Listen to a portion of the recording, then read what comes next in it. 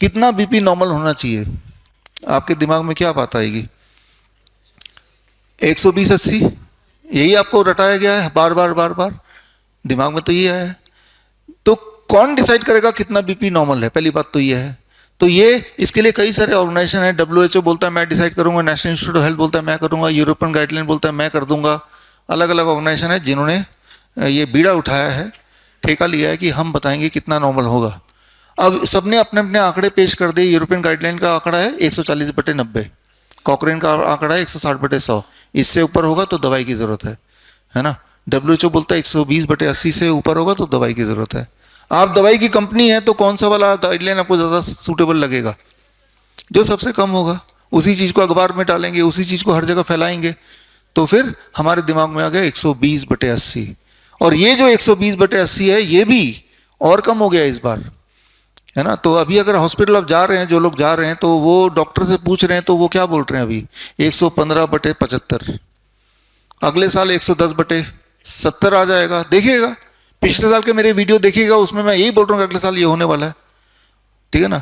यानी कि आप हेल्दी वो है जो जिसने अपना चेकअप नहीं कराया।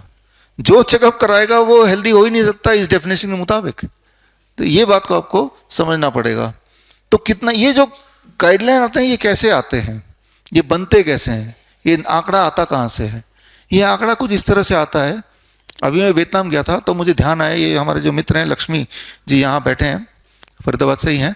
तो यार इनके लिए मुझे चप्पल लेना था। साइज़ तो उनसे पूछा नहीं, तो क्या करूँ, सरप्राइज़ भी देना है। तो साइज़ पूछा नहीं तो मैंने सोचा उनका साइज़ कैसे पता करें। तो वहीं पे मैंने 10 लोग पकड़ लिए, भाई अपने चप्पल का साइज़ बताओ। किसी ने बोला मेरा 7 साइज़ है, किसी ने बोला 8 है, किसी ने बोला 5 है।